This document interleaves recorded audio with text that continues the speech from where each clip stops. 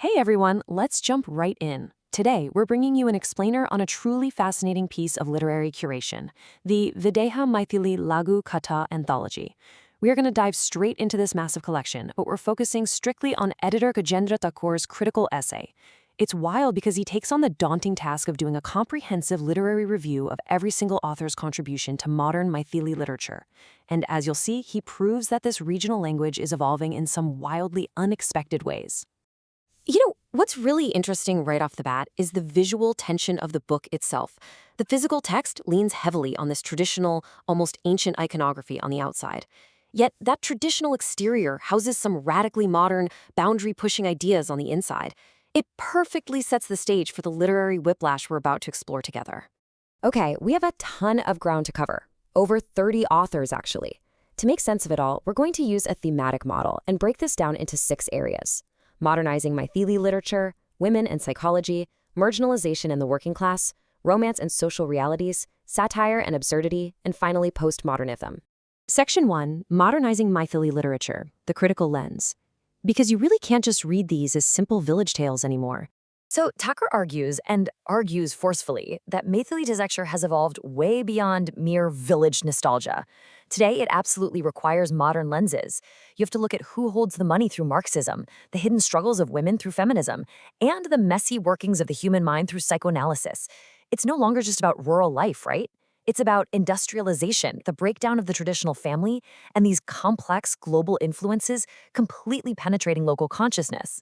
Section 2. Women, Psychology, and Health. Let's explore the deeply personal and structural struggles of women. The crucial point here is how different authors approach these themes in uniquely devastating ways. Meena Jha tackles the severe toll of breast cancer. Manoj Kumar Manda looks at the economic grind of working-class women in Kaswali. And Shambhunath Shah Vatsa places female survival against the sheer physical devastation of floods. They brilliantly capture the female experience, seamlessly shifting from external economic hardships to deeply internal health crises. Take a look at this powerful excerpt from Meena Jha's story. Notice how she doesn't just write about a medical condition. She's exposing the psychological unraveling of an entire household. A woman is waiting in a London hospital, reflecting on her husband's descent into alcoholism right after her diagnosis. This beautifully anchors Thakur's point about using a psychoanalytical lens to really understand shifting marriage dynamics under immense stress. Moving forward to Section 3, Marginalization and the Working Class. Here, we face the bare-bones fight for basic survival. Now, you might expect regional stories to be kind of quiet and quaint, but absolutely not. Writers like Roshan Janakpuri, Jagadish Prasad Mandal, Mahaprakash Vasant Bhagwant Savant, and Prabhat Ray Bhatt are diving into gritty realities. We're talking crushing debt, the desperate search for jobs, and even armed uprisings. Thakur points out that these writers are utilizing a Marxist framework, refusing to look away from economic injustice and bringing the visceral struggles of the working class straight to the forefront. Just listen to the raw, ideological power Janakpuri uses here. He's writing about the people's army and the ultimate sacrifices of the marginalized. What's so interesting is how he uses this concept to anchor an academic review of class struggle in actual, high-stakes storytelling. It is a stark reminder of the very real human cost of systemic inequality. Section 4. Romance and Social Realities. Let's look at the incredibly messy intersection of love, village life, and modern jobs. Look at the sheer volume of contributors tackling this. This massive group of authors, including Anmol Jha, Satyanarayana Jha, Om Prakash Jha, Binu Bai, who by the way is highly noted for his analytical mastery, Shanbhu Kumar Singh, Virendra Kumar Yadav, Satish Chandra Jha, Atul Ishwar, and Kumar Manoj Kashyap. They form the absolute backbone of the anthology's social commentary. They're exploring that constant, pulling tension between traditional village dynamics, where everyone knows your business, and the demanding outside world of modern employment. And when it comes to romance, it's never just a simple love story anymore. While all these writers tackle love, Thakur notes that they each separate themselves by weaving in totally distinct elements. Durganandan Mandal and Sujit Kumar Jha look at marital fidelity and boundaries, while others, like Amit Mishra, Kamini Kamayani, and Rajnath Mishra, inject humor, gravity, or even harsh critiques of how old feudal mindsets still poison modern relationships today. This short piece of dialogue perfectly captures those modern moral ambiguities. It's no longer about idealized perfect love. It's about betrayal, dissatisfaction, and the very real human flaws that complicate modern marriages in contemporary Maithili literature. Section 5. Satire, Riots, and Absurdity. Time for the darker, sharper side of the anthology, where authors pull absolutely no punches. The core highlights these specific authors for their remarkable ability to use biting satire. Umesh Mandal, Naveen Thakur, and Kishan Karigar give social satire whole new directions. Meanwhile, Shiv Kumar Jha and Bachishwar Jha masterfully expose the glaring contradictions of trying to live a modern life with a smartphone in one hand and a 1,000-year-old rulebook in the other.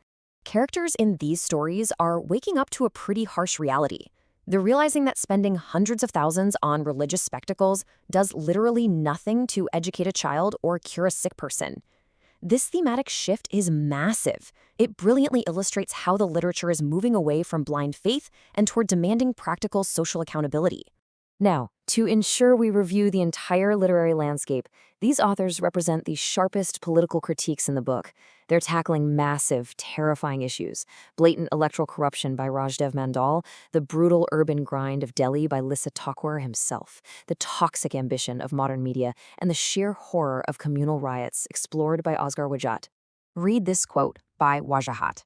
He points out the terrifying mathematical absurdity of riots, how a tiny fraction of violent actors can paralyze hundreds of thousands of peaceful citizens.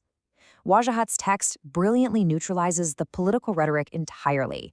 He doesn't take sides. Instead, he reveals that ordinary people, regardless of their background, are always the ultimate victims of manufactured political violence. And finally, Section 6, Postmodernism in Maithili. Let's examine how traditional storytelling is completely thrown out the window here. Check out this excerpt from Vineet Utpal's story. It references the real-world Kargil War and a famous Indian television journalist, Barka Dutt. Utpal's story perfectly exemplifies this postmodern shift, right? He's seamlessly weaving real-world media figures, historical events, and urban ambition directly into the Maithili literary fabric. The boundary between fiction and reality is completely blurred. Okay, let's bring this all together. By meticulously cataloging over 30 authors, Gajendra Thakur's editorial proves something absolutely vital. He proves that Maithili literature isn't just some museum piece collecting dust. It is actively surviving, and it's doing so by fiercely adapting to the complexities, the ugliness, and the technological realities of the modern world. Which leaves us with a really profound question to ponder as we wrap up. As regional languages boldly step into this complex, globalized arena, what is their next evolutionary step to ensure they don't just get swallowed up by a homogenized world culture? It's a massive challenge for the next generation of writers, for sure. Thank you so much for joining me for this comprehensive explainer of modern Maithili literature. And hey, keep seeking out the stories that challenge your worldview.